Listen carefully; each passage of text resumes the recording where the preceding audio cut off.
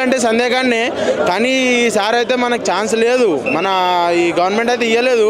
ఇది ఒకటి డిసప్పాయింట్ తప్ప. సినిమాకి అయితే ఓడైనా పేరు పెట్టిన అనుకో గుద్ద ఒక్కొక్కరికి ఓజీ రాని.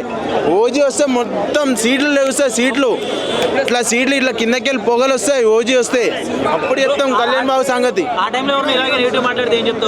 అప్పుడు చెప్తాము అప్పుడప్పుడు ఎట్లా పడతాయి అంటే అట్లా పడితే కొడుకులకి ఒక్కొక్కరికి నెగిటివ్ పెట్టినండి. అప్పుడు ఉంటుంది అలా ఎట్లుంటుంది అంటే అట్లా ఉంటుంది. నెగిటివ్ చెప్పే నీకు వాళ్ళు ఎవరు బ్రో, వాళ్ళు ఎవరు చెప్పుర్రి. గుర్తువాలి తాగి నైట్ తాగి వచ్చినట్టు కొడుకులు మైండ్తో ఆలోచించి సినిమా చూడాలి. అరే 70 కోట్లు పెట్టి సాంగ్ తీసిండంటే అదేమి ఎరిపప్పనా? అరే 70 కోట్లు కాబట్టి 200 కోట్లు పెట్టి తీసినా ఆ సాంగ్స్కి అయితే సరిపోదు. అట్లా ఉన్నాయి సాంగ్స్ అవి.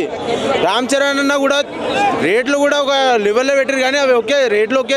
సినిమా పరంగా అయితే సినిమా అయితే సూపర్ బ్రో.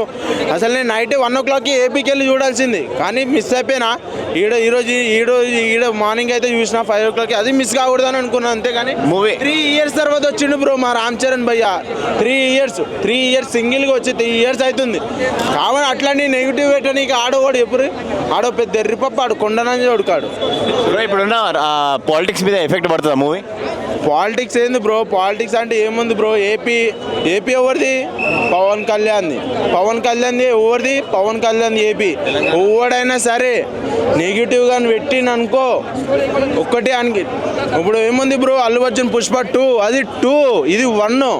దానికి దీనికి చేయకండి బ్రో. ఒకటి సినిమా అయితే సూపర్ ఉంది.